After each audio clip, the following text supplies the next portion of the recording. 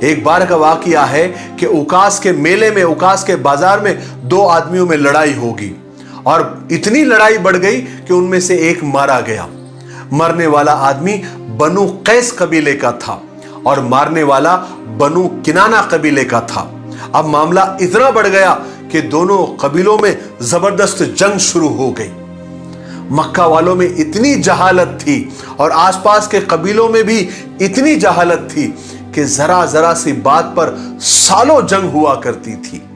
حالانکہ یہ جنگ اردو کیلنڈر کے ذی قعدہ کے مہینے میں ہوئی۔ حالانکہ مکہ والے لاکھ جاہل سہی، ان پڑھ سہی، گنہگار سہی، گوار سہی، لیکن 4 مہینے ان کے نزدیک بہت احترام والے تھے۔ ذی قعدہ، ذی الحجہ، محرم اور رجب، ان مہینوں میں ان کے نزدیک جنگ بالکل حرام تھی۔ ان مہینوں میں بڑی بڑی جنگ رک جایا کرتی تھی، بلکہ روک دیا کرتے تھے۔ لیکن اس جنگ میں ان دونوں قبیلوں کو، بنو قیس اور بنو کنانہ کو، اتنا جوش آ گیا کہ انہوں نے اس محترم مہینے کا بھی خیال نہیں رکھا، جس سے سارے عربوں کو اور مکہ والوں کو بہت دکھ ہوا۔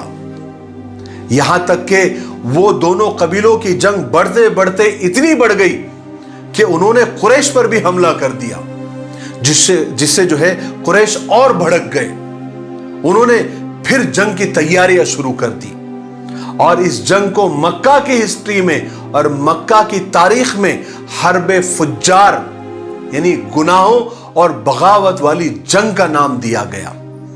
اس وقت حضور پاک صلی اللہ علیہ وسلم بھی جوان ہو چکے تھے، اس لیے آپ کو بھی اس لڑائی میں شریک ہونا ضروری تھا۔ چنانچہ آپ بھی اس میدان جنگ میں تشریف لے گئے۔